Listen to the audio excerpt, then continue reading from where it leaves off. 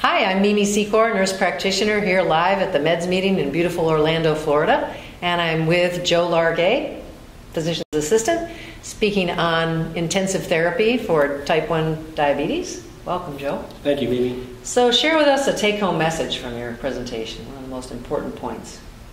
Sure. Well, type 1 is a disease that can be very difficult to manage for these patients because it can be very frustrating. There's so much variability from day to day that goes on, and so they have to learn how to deal with that. And I think as providers, from our aspect, one of the things I try to impress upon them is that, as providers, we've become A1C centric. That's our target. Our target is our A1C, but that's just an average. It tells you nothing about the day-to-day variability. And many of these patients will go from 40 to 400 in the same day. Even though they have a good A1C, they're all over the map. And that's dangerous. We know that hypoglycemia kills, and we are now, just in the past few years, understanding how important reducing glycemic variability is. So when I'm sitting there with my patients, I think it behooves us to take a little time to have a conversation with them about things that may not be, that we're not realizing.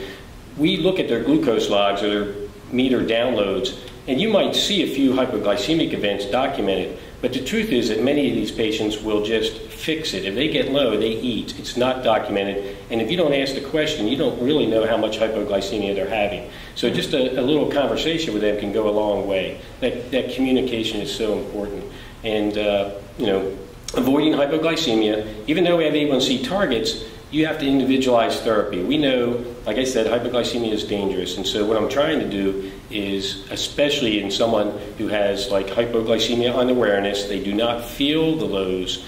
That's the kind of person that you hear about crashing their car on the highway because they just don't even have any symptoms. That's my brother, Joe. He's running into that more and more as he's had diabetes for so long. Exactly. So what would be your recommendations for him and for others? With those types of people, we really reduce the target. We don't set aggressive targets for them, meaning their glucose levels. And we back off, and if you can avoid hypoglycemia in any account for about 3 months, they sometimes actually regain that sensation of feeling the lows come on. And another tool is to use a continuous glucose monitor, which can actually alert them and predict that they're about to get into hypoglycemia, and that way they can learn to prevent it.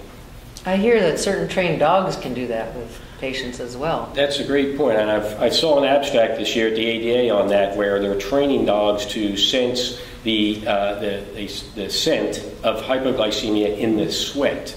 And they did show some good statistically significant differences between samples that were actually hypoglycemic versus normoglycemic.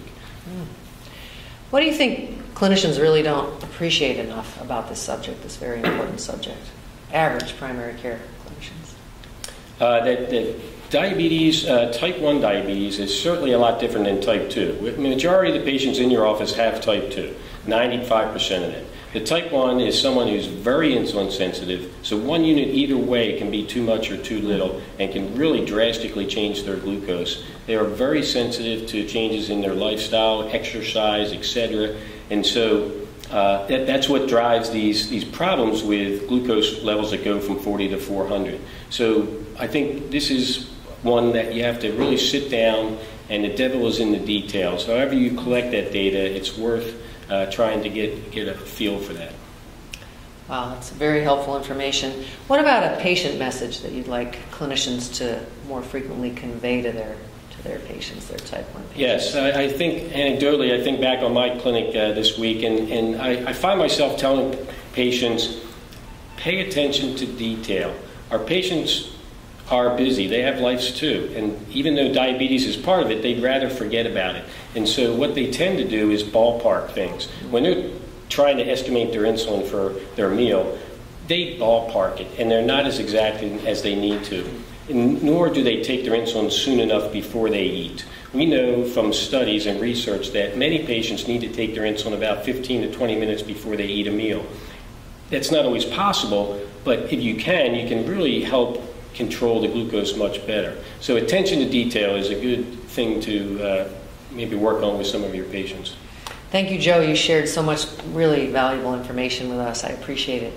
Thank Have you. a great conference. It was great being here.